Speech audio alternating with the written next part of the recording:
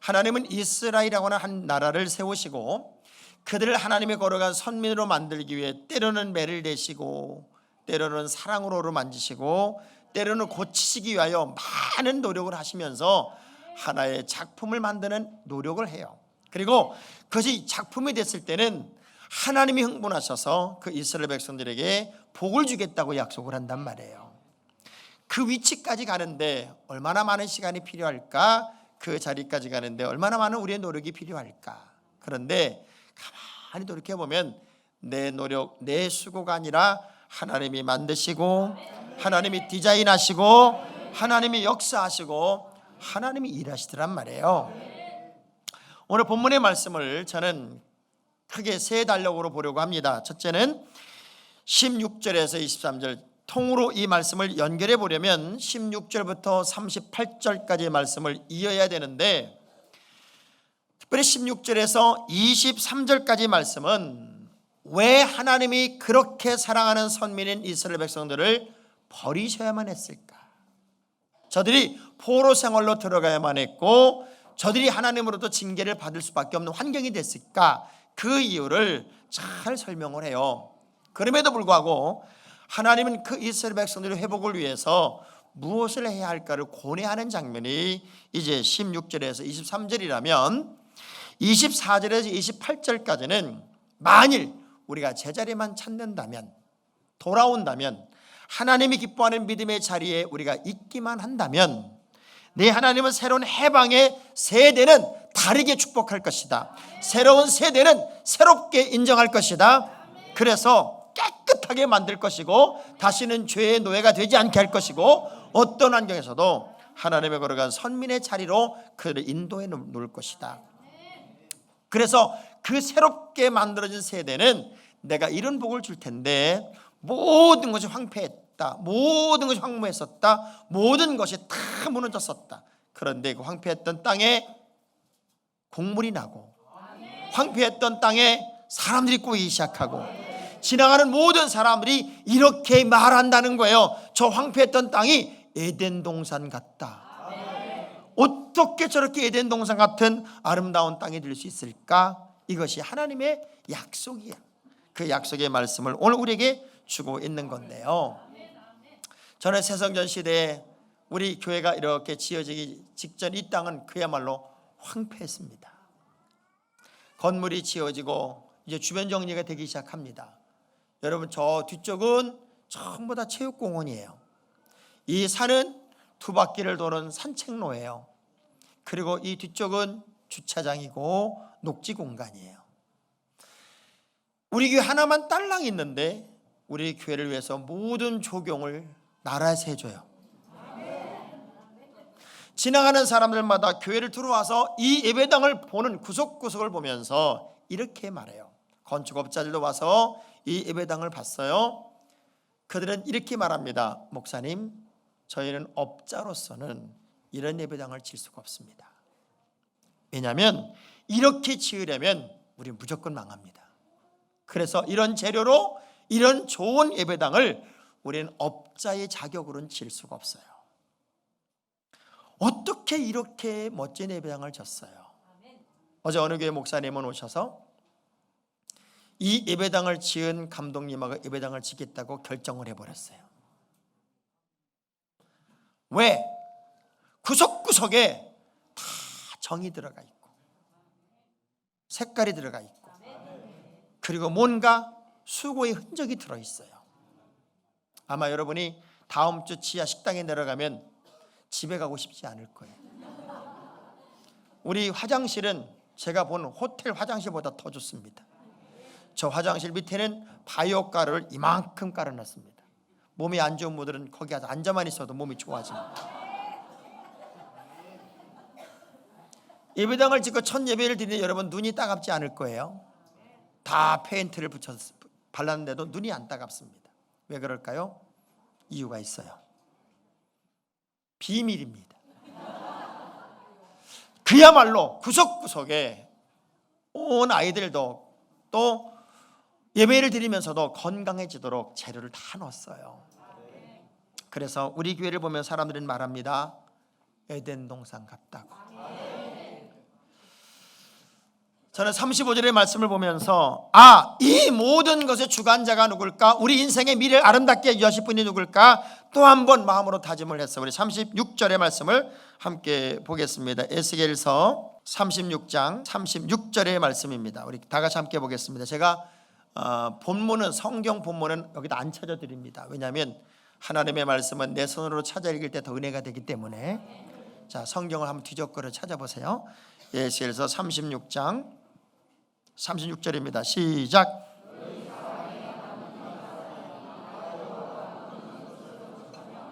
황폐한 자리에 심은 줄을 알리라. 나 여호와가 말하였으니 이루리라. 나 여호와가 말하였으니 내가 이룰 것이다. 내가 말하는 것은 내가 책임질 것이고 내가 말하는 것은 내가 이루어줄 것이라고 하는 이 하나님의 약속의 말씀을 우린 현장에서 보는 거예요. 창조하시고 심판하시고 회복시키시고 복 주시는 이가 내가 아니고 하나님이세요. 하나님은 말씀하시고 하나님은 이루어 주시는데, 황폐했던 이 제단을 하나님이 이렇게 작품을 만드셔서 우리에게 자자손손 마음껏 예배할 수 있는 거룩한 공간으로 선물하신 것은 우리의 노력이 아니라 하나님이 하셨습니다. 하나님이 말씀하신 것 그대로 이루어 주겠다는 거예요. 그래서 역사의 주관자이신 하나님이 여러분의 인생을 주관하도록 하나님께 맡기고 가장 깨끗하고 정직한 삶을 살아야 돼요. 에스겔 마른 뼈들이 다 살아나는 장면을 그 다음 장에 연결을 시켜요. 이 말씀에서 어찌 보면 이스라엘의 현재 상태가 어떤 희망도 보이지 않는 그야말로 뼈들로 가득 찬 그 뼈 골짜기와 같은 환경이었는데, 이런 질문을 에스겔에게 하나님이 하시잖아요. 야, 저 뼈가 능히 살겠느냐? 에스겔이 이렇게 대답해요. 하나님이 아시지요. 나는 모릅니다. 하나님이 아시지요. 그런데 그 마른 뼈가 생명이 되고 생기가 되어 군대가 되더라고요. 불가능을 가능으로, 안 되는 걸 되게 하시는 이가 하나님이셨어요. 모든 역사의 주관자는 하나님. 여러분이 그 하나님을 딱 붙잡고 간다면 우리의 미래는 하나님의 주권하에 위대한 승리를 만들 거예요.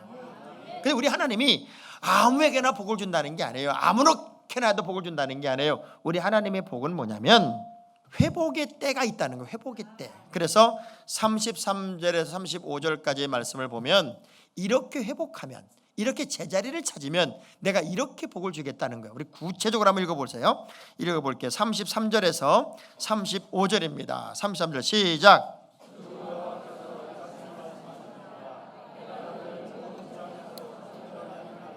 성읍들에 사람이 거주하게 하며 황폐한 것이 건축되게 할 것인즉, 전에는 지나가는 자의 눈에 황폐하게 보이던 그 황폐한 땅이 장차 경작이 될지라. 사람이 이르기를 이 땅이 황폐하더니 이제는 에덴 동산같이 되었고 황량하고 적막하고 무뎌진 성읍들에서 성벽과 주민이 지나가는 사람들이 봐도 다르게 느껴지더라는 거예요. 어제 저녁에 저 형님 목사님이 다급하게 전화를 했어요. 너희 예배당에서 첫 번째 예배를 드린다면 꼭 이 얘기를 좀 해줘라. 나는 지금 소름이 돋아서 견딜 수가 없다. 왜 하나님이 빗나간 인생을 때로는 징계하시고 잘못 가는 사람을 채찍을 대시고 그리고 이스라엘을 이방 땅의 노예가 되게 하고 포로 잡혀가게 하는지 나는 또 한 번 실감을 했다.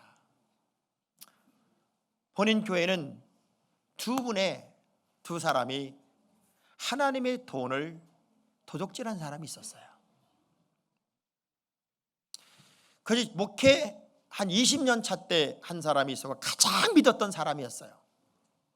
그래서 하나님을 도둑질한 이 사람은 류마티스 관절염에서 걷지도 못했던 사람이 하나님의 교회에 와서 치유를 받고 정말 소중한 사역을 감당했던 사람이었어요.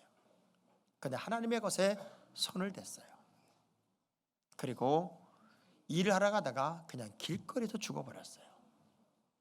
그리고 최근에 또 하나의 사건이 있었어요. 하나님의 것을 도둑질한 거예요.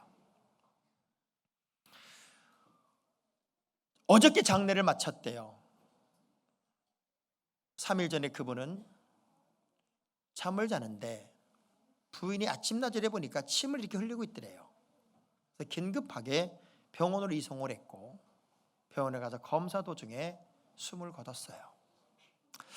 근데 그 죽음의 모습이 너무 소름이 끼쳐서 목사는 용서하고 싶었고 교인들에게 용서하자고 얘기도 하고 했었고, 그래서 정말 마지막 불쌍해서 장례를 치러줬지만 그분의 죽음의 모습을 보면서 사람은 용서할 수 있고 사람은 다 넘어갈 수 있어도 하나님의 것을 손대는 것에 대해서 아간도 아나니아 삽비라도 가룟 유다도 그 물질 때문에 망하는 것을 보면서 반드시 얘기를 해주라는 거예요. 그분은 의사가 깜짝 놀라더랍니다. 모든 몸에 핏줄이 다 터져버렸대요. 온몸의 세포가 다 터지고 핏줄이 다 터져서 사람이 죽었을 때 이런 죽음을 나는 만나본 적이 없다. 어느 구석 하나가 남아있는 구석 없이 핏줄이 다 터져 죽고 있더라는 거예요. 그러면서 하나님의 것을 내 것이라고 착각하지 마라. 하나님의 것을 구별할 줄 아는 진짜 믿음, 특별히 물질 때문에 시험 들지 말고, 물질 때문에 범죄하지 말고, 물질 때문에 하나님을 속이지 말고, 물질 때문에 하나님 앞에 불경한 짓을 하지 않도록 지금도 여전히 시퍼렇게 살아계신 하나님이 우리를 주목하고 있음을 꼭 이야기해줘라. 그 신신당부를 저에게 하더라고요. 우리가 하나님께로 바로 돌아오기만 하면 우리 하나님은 이렇게 좋아하시는데, 이렇게 행복해 하시고, 이렇게 감격하시고, 이렇게 즐거워하시고, 이렇게 좋아하시는데 우리가 왜 하나님께로 돌아가지 못할까? 그래서 하나님은 모든 죄악 더러움에서 정결해지라는 게, 정결해져라, 깨끗해져라. 그래서 베드로전서 1장 22절의 말씀을 보면 정결의 의미가 뭘까요? 한번 볼게요. 시작. 너희가 진리를 순종함으로 너희 영혼을 깨끗하게 하여 거짓이 없이 형제를 사랑하게 이르렀으니 마음으로 뜨겁게 내가 나의 영혼을 깨끗하게 하고 거짓이 없으면 형제를 사랑하게 되고 관계성에서 승리하게 되니까, 그 관계성의 승리가 사람을 행복하게 만들더라는 거예요. 옆 사람한테 여쭤보세요. 요즘 행복하세요? 요즘 막 신바람이 나세요? 근데 우리가 신앙생활을 하든 삶을 살아가다 보면 두 가지 때문에 다 걸려요. 하나는 사람, 하나는 환경이에요. 사람이 사람에 걸리면 넘기가 어려워요. 여러분 솔직히 제가 여쭤볼게요. 나는 예수를 믿으면서 하나님이 속색에서 시험 든 사람 손 들어보세요. 난 우리 예수님 때문에 시험 들었어, 난 하나님 때문에 시험 들었어, 이런 사람 한 명도 없어요. 다 누가 밉고 누가 싫고 누구 때문에 아주 배기 싫고 결국은 사람에 다 걸려요. 대부분이 사람에 걸려요. 그래서 그 사람 싫어서 교회 나가기도 싫고, 그 사람 싫어서 헌금하기도 싫고, 그 사람 싫어서 일하기도 싫고, 이게 얼마나 웃기는 일일까. 또 하나 환경이에요.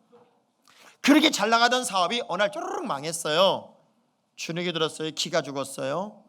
그래서 나는 교회 가기도 싫대요. 근데 환경은 얼마든지 바뀌어요. 여러분 지금의 상황이 어떠하든지 간에 사람과 환경을 넘을 수 있다면 우린 자신만만한 하나님의 사람이 될 수 있어요. 그래서 황폐했던 잿더미 같은 땅이 경작하는 땅으로 바뀔 것이고, 사람들이 그 땅을 바라보며 그 환경을 바라보며 야, 저거는 황폐했었고 사람도 없었고 아무것도 나지 못했던 그야말로 황무한 땅이었는데 곡식이 나고 열매가 나고 그리고 마치 에덴 동산 같아, 이렇게 말한다는 거예요. 여러분 에덴 동산이 뭐예요? 하나님이 함께하는 곳이에요. 하나님과 아름다운 관계가 있고 소통이 있는 곳이 에덴 동산이란 말이에요. 우리 신앙생활에서 하나님과 나의 관계가 너무 신바람 나고, 그리고 그런 거룩한 소통이 일어나고 그런 믿음의 내용이 여러분에게 있다면 이것보다 신바람 나는 신앙생활이 어디 있겠어요? 이제부터 우리 새성전 시대를 살아가는 여러분의 가정이 다른 사람이 볼 때 저 집이 달라졌다, 저 집이 꼭 에덴 동산 같다, 저 기업이 에덴 동산 같다, 저 사람의 삶이 에덴 동산의 삶과 같다, 이렇게 다른 사람이 여러분을 평가할 수 있는 명품 크리스찬이 됐으면 좋겠어요. 자, 보세요. 힘이 아무리 세도 권세 앞에서는 지는 거예요. 그래서 힘과 권세는 같은 의미인 것 같지만 아무리 내가 힘이 세도요, 저 사람을 씨름해서 이길 수는 있지만 저 사람의 권세 앞엔 내가 무릎을 꿇는 거예요. 자, 예를 들면 제가 포스터예요. 포스터. 예를 들어보는 거예요. 여러분은 지금 다 2등병이고 1, 2병이에요. 그러면 저를 씨름해서 이길 수는 있을 거예요. 그런데 저의 권세 앞에 여러분은 나만 보면 저기서부터 달려와가지고 쫙쫙 난리가 날 거예요. 왜? 그 제복 때문에, 권세 때문에. 여러분이 가지고 있는 그 권세, 새로운 성전 시대에, 새로운 세대에 새로운 그림을 그리고 새로운 꿈을 꿔야 하는 여러분에게는 하나님이 새로움에 걸맞는 삶을 사도록 요청하고 있는 거예요. 그렇게 포로에서 돌아오기만 하면, 그렇게 제자를 찾기만 하면 나는 그 땅을 채울 것이라는 거예요. 그러면서 기가 막힌 말씀 하나를 줬어요. 내가 다 이루어 주마, 내가 다 해주마, 내가 다 완성을 시켜줄 거다. 그러나 문제는 37절 38절에 우리에게 기가 막힌 말씀 하나를 주세요. 시작. 주 여호와께서 같이 말씀하셨느니라. 그래도 이스라엘 족속이 이같이 자기들에게 이루어 주기를 내게. 자, 여기 굉장히 중요한 말씀이에요. 그래도 내가 모든 것을 다 이루어 주어도, 내가 모든 걸 다 만들어 주어도, 그래도 성도들이, 믿음의 사람들이 할 일이 있다. 그래도 무엇이 이루어지기를 기도하라는 거예요. 새성전 시대의 가장 중요한 여러분의 지금부터의 포인트는 기도를 살려야 돼요. 자, 이걸 현대어 성경을 한번 볼게요. 현대어 성경 에스겔 36장 37절을 현대어 성경으로 볼게요. 시작.